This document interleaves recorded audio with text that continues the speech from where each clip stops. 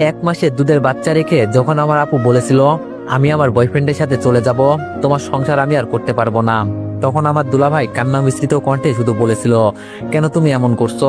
আমাদের এখন একটা বাচ্চা আছে, আর আমি তোমাকে অনেক অনেক ভালোবাসি। তুমি যা বলবে আমি তাই করব, প্লিজ তাও আমাকে ছেড়ে যেও না।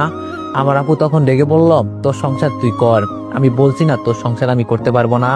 আমার তোরে আগে থেকেই পছন্দ হয় নাই, আমি তোরে তালাক দিব, তোর বাচ্চা তোর কাছে রাখ, আমার বাচ্চার দরকার নেই। আমি এখন আমার পথ দেখে চলে যাব, আমার পথে যদি তুই কোনো বাধা দিস তাহলে তোরে কিন্তু আমি ছাড়বো নাই বলে দিলাম। আপুর কথা শুনে আমার সেই দিন অনেক রাগ হয়েছিল, আর তখন আমি আপুর সামনে গিয়ে ঠাস করে একটা চড় দিয়ে বললাম, তুই এসব কি বলছিস? তুই তোর বয়ফ্রেন্ডের সাথে পালিয়ে যাবি না। দুলাভাই, ও আপনার স্ত্রী, আপনি ওকে গাছের সাথে বেঁধে পিটাবেন, পরে কে কি করবে আমি দেখব। তোর কত বড় সাহস যে 1 মাসের একটা বাচ্চা রেখে এমন নাটক শুরু করবে? তোর এসব বলতে লজ্জা করে না? আমি যখন কথা বলছিলাম তখন একটা মাইক্রো এসে আমাদের সামনে থামলো, আর মাইক্রো থেকে একটা ছেলে বের হলো, তবে ওর হাতে একটা পিস্তল ছিল।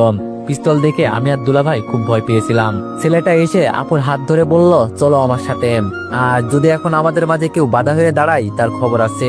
আপু যাওয়ার আগে আমাকে বলে গেল, তোরে আমার দেখার আছে, তোর জন্য আমার এই বিয়েটা করতে হয়েছে। আজকে তুই আমার গালে থাপ্পড় দিলি না, আমার বাবা মায়ের চোখে আমি খারাপ হয়েছি।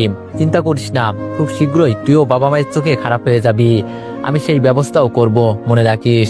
এই কথা বলে আপু চলে যাচ্ছিল, আর আপুর মেয়েটা চিৎকার করে কান্না করছে। 1 মাসের একটা মেয়ে এত কিছু বোঝে না, আর আমার দুলাভাই সরল সোজা একজন মানুষ, এজন্য আপু ওনার সাথে এমন করেছে। আপু যাওয়ার পর দুলাভাই মাটিতে বসে শুধু কান্না করছিল, আর বলল আমার বাচ্চাটার কি হবে, ও এখনো ওর মায়ের দুধ খায়। দুলাভাইকে তখন আমি কিছু বলতে পারি নাই।